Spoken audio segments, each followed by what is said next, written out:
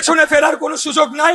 এখন আমরা রাজনৈতিক দল হিসেবে বিএনপি আমাদেরকে ফসল ঘরে নিয়েই এখান থেকে ফেরত যেতে হবে। যতদিন না পর্যন্ত আমাদের দাবিগুলো মানা হবে আমরা এখান থেকে যাব না।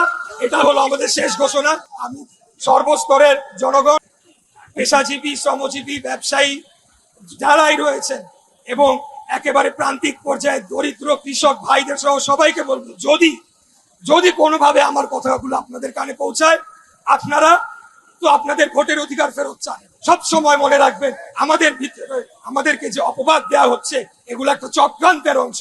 আমরা আপনার আমার ভোটের অধিকারের জন্যই লড়াই করে যাচ্ছি, এর বেশি কিছু না। ক্ষমতা আমাদের জন্য মুখ্য না।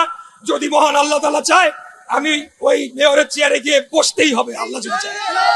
আর যদি আল্লাহ আমার কপালে সেভাবে না লেখা রাখে তাহলে আমি মৃত্যুর আগ দিন পর্যন্ত তো বসতে পারবো না। আমি সেইটাই বিশ্বাস করি। আমি নীতি আদর্শ নিয়ে এখানে আজকে রাজনীতি করতে এসেছি এবং জনগণের ন্যায্য অধিকার দাবি আদায়ের জন্য আমরা রাজপথে অবস্থায় নিজে এই যে আন্দোলনটি করছে, আপনাদের কি মনে হয় ইশরাকের মেয়রের জন্য? না, আপনার আমার জনগণের ভোটের অধিকারের জন্য। আজকে থেকে আমিও সর্বাত্মক ভাবে এই আন্দোলনে যোগ দিলাম।